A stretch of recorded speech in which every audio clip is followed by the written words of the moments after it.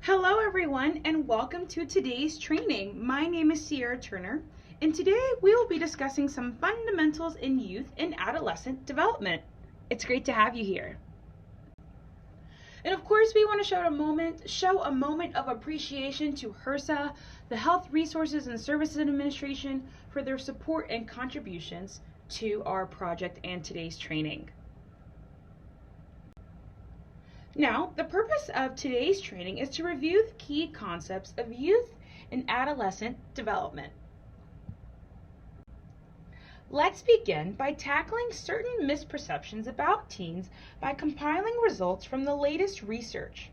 Here are some misconceptions paired with some realities. Teens perceive more risk than adults do in certain areas, such as the chance of getting into an accident if they drive with a drunk driver. Young people report that their parents or a caring adult are their greatest influence, especially when it comes to their sexual behaviors and perceptions of sexual behaviors. Adolescents may view conflict as a way of expressing themselves and trying out their new complex thought processes, while adults tend to take arguments personally and see them as a constant conflict. Obesity in teens is much more complicated than eating too many calories or junk food. Often, the young person's environment is an important factor to consider. Lastly, getting in that necessary sleep can be a challenge since puberty resets an adolescent's circadian rhythm, meaning that they tend to be more drowsy in the morning and rev up in the evening hours when their parents are tired and ready to go to bed. So as we can see, there are changes that happens during the adolescent phases. How much change exactly? A lot. At no other time except infancy do human beings pack so much development into such a short period of time. During adolescence, children gain 50% of their adult body weight, become capable of reproducing, and experience an outstanding transformation in their brains. All of these changes occur in the context of, and indeed allow for, rapidly expanding social spheres. Young people start assuming adult responsibilities, such as finding a job, figuring out romantic relationships, and learning how to be a good friend.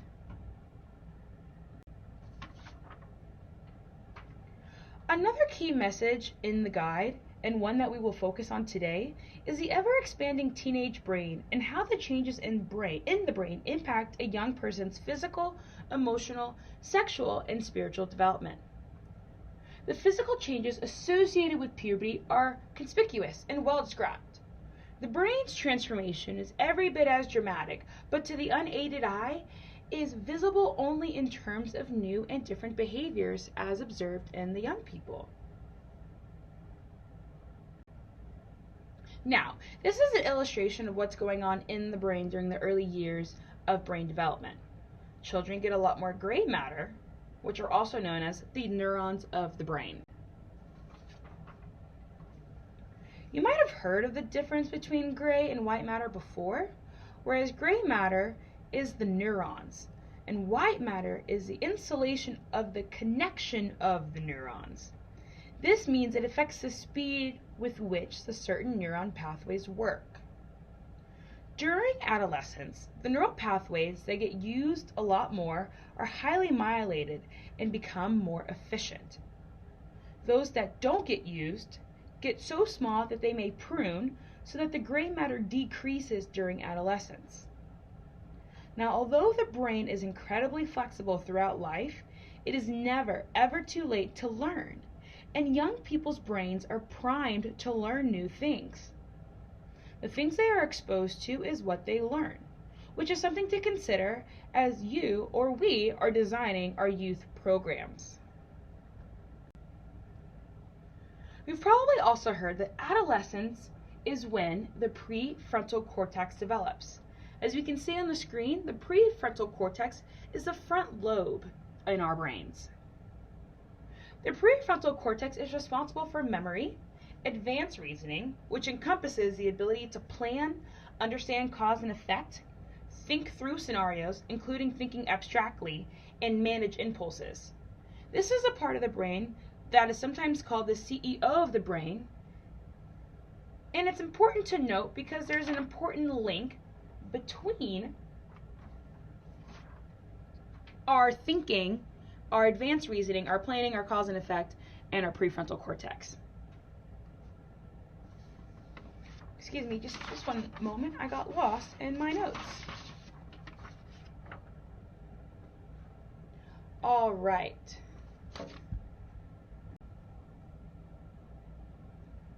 Okay, so for decades, we thought that adolescents underestimate risk.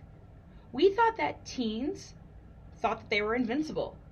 This perceived sense of invulnerability was thought to be a stage of cognitive development that adolescents had to pass through on their way to adulthood.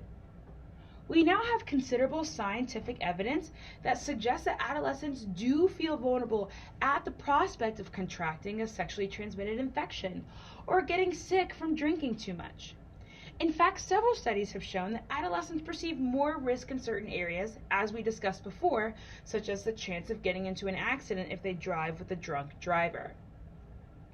Teenagers are also not as optimistic about avoiding injuries and illnesses as their parents.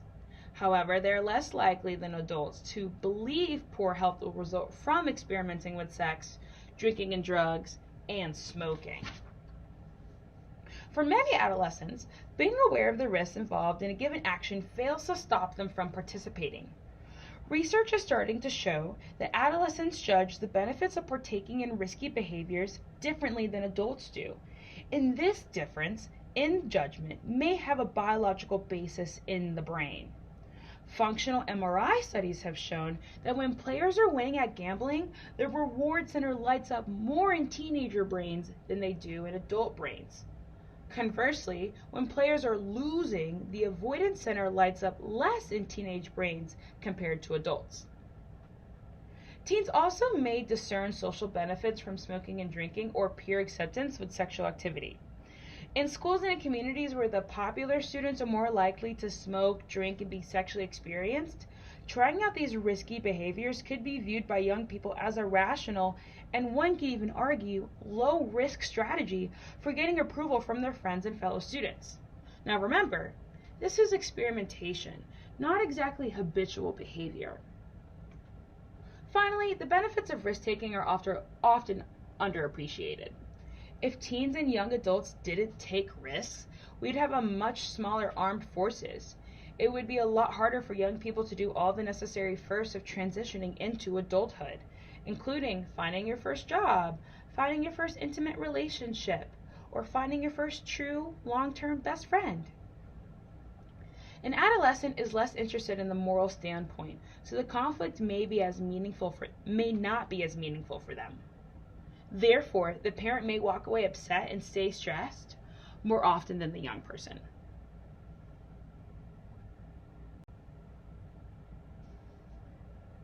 All right, so I wish we could do a show of hands here to ask if you've ever heard of this term before, early bloomers, but I will assume that some of you have and maybe some of you haven't. So let's begin. Every child is different. The start of puberty varies widely from one child to the next, even for children in the same family. But your child's self-esteem and body image can be affected if puberty is early or late. Puberty is said to be early if it starts before 8 years of age in girls or before 9 years of age in boys. Early puberty is much more common in girls than in boys. Children who start puberty early might find themselves being teased, feeling self-conscious, having a poor body image, being more likely to start exploring their sexuality earlier, seem tall for their age early on but then stop growing before their peers, and be treated by grown-ups and other children as being older than they really are. Now, compared to late bloomers, early bloomers are more vulnerable to making risky decisions because their brain and body growth are not parallel. The brain is not fully formed, yet the physical body is formed. This advanced physical development may draw invitations with older teenagers through parties and drinking. This is often paired with hormonal surges and the trigger desire for thrill-seeking. Because the brain is not fully formed, the urges to take risks are not balanced by the capacity for good judgment. Now, some of the causes of early puberty or being an early bloomer might be due to obesity, family genetics, and rarely hormonal imbalances. But these elements do not always play a role in early blooming in young people. Alright, so next we have late bloomers. Puberty is considered late if there are no signs of puberty by 13 years of age in girls and 14 years of age in boys. If a girl shows other signs of puberty but hasn't had her first period by 16, this is also considered late. Teenagers might experience some self-consciousness or be embarrassed about not being as developed as their peers. For example, studies have shown that boys who start puberty later have lower self-esteem than other boys. Now, you can talk to your child about his body and feelings and reassure him that he will catch up to his peers eventually, and same with the girls. Now, late puberty is most commonly caused by family genetics. If your other family members experience late puberty, it's more likely that your child will too. You might hear this called constitutional delay by health professionals. These teenagers usually catch up to their peers, they just start developing later. Late puberty can also be caused by lifestyle issues like poor nutrition, eating disorders, or severe stress. Chronic illnesses, hormonal conditions, and some genetic disorders can also cause late puberty, but they're less common. All right. So typically we have a stereotype of adolescents that they have a bunch of emotional outbursts and mood swings. But in truth, teenage years are actually more so of a quest of emotional and social competency. Cognitive development in the adolescent brain allows them to control their impulses, recognize their feelings, and manage them. So to be clear, what is competence and what does that mean for youth? Emotional and social development work in concert. By relating to others, you gain insights into yourself. Unlike the physical changes of puberty, emotional and social development and competency is not an inevitable biological process during adolescence. Society expects young people will learn to manage their feelings, prevent emotions from interfering with their performance, and relate to other people well. But this, in fact, does not always occur naturally. It must be cultivated. Decisions about risk-taking often are made in group situations, settings that activate intense feelings and trigger impulses. In a recent study, teenagers, college students, and adults were asked to play a video driving game. When the participants were alone, the levels of risky driving were all the same for all three groups. When they played the game in front of their friends, risky driving doubled for teens and college students, but the level stayed the same for adults. In a follow-up study, researchers used a functional MRI to map brain activity during the video driving game. The brain scans showed that teenage brains respond differently when peers are present compared to when they are not present. When teens played the driving game alone, brain regions linked to cognitive control and reasoning were activated.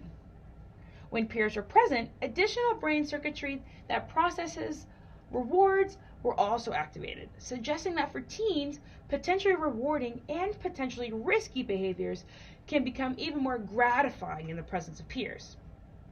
By late adolescence and early adulthood, the cognitive control network matures so that even among friends in a high-pressure situation, the urge to take risk diminishes. All right, so now you've been fed a bunch of information about youth and adolescent development. But what do we do with this information? The next few slides will talk about what you as adults can do. More importantly, this will address the question of what can adult facilitators do to ensure the most positive program experience. So here are some general tips that I think you might find useful. Teens enjoy practicing their budding ability for lively debate. For them, conflicts may just be a way of expressing themselves. Adults, on the other hand, tend to take arguments personally and might view them as intense or disruptive. Be patient when teens test drive their newly acquired reasoning skills and encourage healthy, respectful debate by setting rules of engagement. Disrespect should never be tolerated by either an adult or an adolescent. Never correct or put down an adolescent's logic. Simply listen and acknowledge their feelings. A better strategy is to ask them how they got to the thoughts and conclusions that they are expressing. Don't take it to heart when teens criticize adult opinions and behaviors. They may challenge you, but they still need you. Also, unless a teenager has a problem of having this behavior, do not worry if he or she or they demonstrate melodramatic tendencies. I know I did for sure.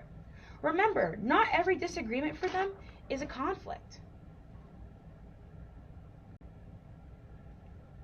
Freshly acquired reasoning and logic skills are like a new gadget adolescents are just trying to itch to find out and try out.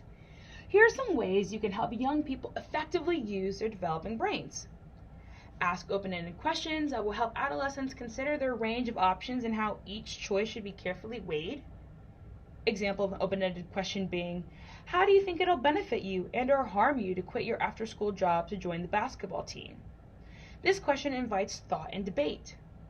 An example of a closed question would be, will you regret quitting your after-school job to join the basketball team? This simply solicits a yes or no. Now you also want to make sure your teen grasps the role of emotions in the decision-making process. Feelings like anger, fear, sadness, or elation can cloud judgment. Decisions, especially important ones, should be made when we're calm and revisited after sleeping on it or taking a brief pause. Realizing that teens bring a variety of strengths, including logic, common sense, creative approaches, and fun to the decision-making process, will totally set you up for success. Great. Now we know how teens and adolescents develop. Our next sessions to come are going to dive into more specifically how we as facilitators can implement and enhance positive youth development. Thank you for joining, and I'll see you at our next session.